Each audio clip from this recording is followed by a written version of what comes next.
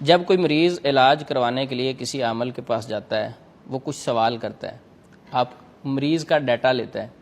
جب وہ مریض کا ڈیٹا اپنے پاس جمع کر لیتا ہے، اب وہ کسی وقت بھی اس شخص پر حملہ کر سکتا ہے۔ میں اکثر یہ بات کیا کرتا ہوں کہ کچھ چیزیں اللہ کے لیے جادوگروں کو دینا چھوڑ دیں۔ ہمیں کئی کالز آتی ہیں، ہم فون اٹینڈ کرتے ہیں، لوگ مسئلہ بتانے سے پہلے سر میرا نام یہ ہے اور میری والدہ کا نام یہ ہے، حالانکہ ہم نے پوچھا ہی نہیں۔ لوگ اتنے ٹیون ہو چکے ہیں کہ تھوڑی سی بات، میرا یہ مسئلہ ہے، میں استخارہ کروانا چاہتا ہوں، میرا نام یہ ہے، میری والدہ کا نام یہ ہے۔ تو میں بتانا یہ چاہتا ہوں کہ ہمارا اپنا قصور ہے۔ جو جادوگر ہمیں تنگ کرتے ہیں، جو ہمیں بہت سارے مسائل کا سامنا ہے، ہمارا اپنا زیادہ قصور ہے۔ بھائی کیوں آپ اپنی والدہ کا نام بتاتے ہو؟ کیوں اپنی تصویر دیتے ہو؟ کیوں اپنے پاؤں کی مٹی دیتے ہو؟ کیوں کپڑے دیتے ہو؟ تو جادوگر اگر آپ سے یہ چیزیں مانگتا ہے، یعنی تصویر، کپڑے، سر کے بال، آپ کی والدہ کا نام، یہ ساری چیزیں مانگتا ہے، کبھی نہ دیں۔ تو یہ سارا ڈیٹا لینے کے بعد کیا کرتا ہے، ان ناموں کے ساتھ اعداد نکالے گا اور اس کا ایک پتلا بنائے گا یا کوئی چیز اپنے پاس رکھے گا، دفن کرے گا۔ ایک خاتون کا کراچی سے فون آیا، وہ کہتی میں بہت پریشان ہوں، میں ایک جادوگر کے ہاتھ پھنس گئی ہوں۔ اس نے یہ ساری چیزیں دی تھی۔ وہ ایک عامل کے پاس علاج کے لیے گئی کہ میرے گھر میں جھگڑا، پریشانی، نچاکی رہتی ہے، تو مجھے کوئی حل بتائیں۔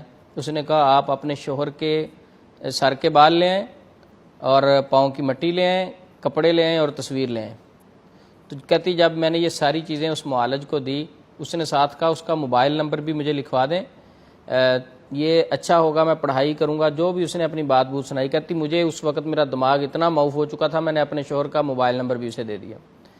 تو اب اس نے کہا میں ایک عمل کروں گا، آپ 15 دن کے بعد آنا۔ 15 دن کے بعد کہتی میں دوبارہ اس کے پاس جب گئی تو اس نے کہا جادو بہت سخت ہے، پیچھے سے بہت سارے لوگ جادو کر رہے ہیں، تو لہٰذا کچھ خرچہ ہونا ہے، تو آپ ایسے کریں مجھے 1,00,000 روپیہ 1-2 دنوں کے اندر اندر ارینج کر کے دیں، نہیں تو آپ کا بہت نقصان ہو جائے گا۔ وہ خاتون کہتی میں نے کہا میں 1,00,000 روپیہ کہاں سے دوں، میں تو اتنا افورڈ نہیں کرتی۔ اس نے کہا افورڈ کرتی ہیں یا نہیں کرتی، 1,00,000 روپیہ آپ لے آئیں، بچ جائیں گی، نہیں تو آپ کا نقصان ہوگا۔ تو بہرحال کہتی میں نے کہا ٹھیک ہے، جو نقصان ہوگا وہ ہوتا رہے۔ اب اس کی بلیک میلنگ شروع ہوئی، اب اس نے دماغ کو کنٹرول کرنا شروع کیا۔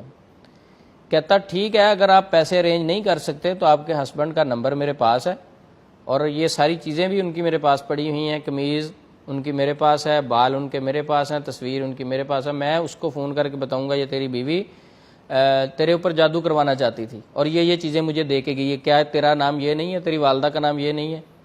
اب وہ خاتون کہتی میرے تو پاؤں کے نیچے سے زمین نکل گئی کہ میں تو اپنا گھر بچانے کے لیے آئی تھی اور میرا گھر تو تباہ ہونے لگا ہے۔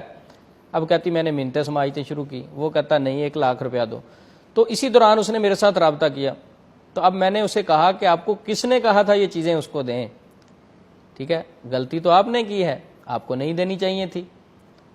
تو اس لیے میں بار بار اپنے ناظرین کو یہ باتیں ذکر کرتا رہتا ہوں، اللہ کے لیے یہ چیزیں جادوگروں کو دینا چھوڑ دیں، شرعی علاج میں ان چیزوں کی ضرورت نہیں ہوتی۔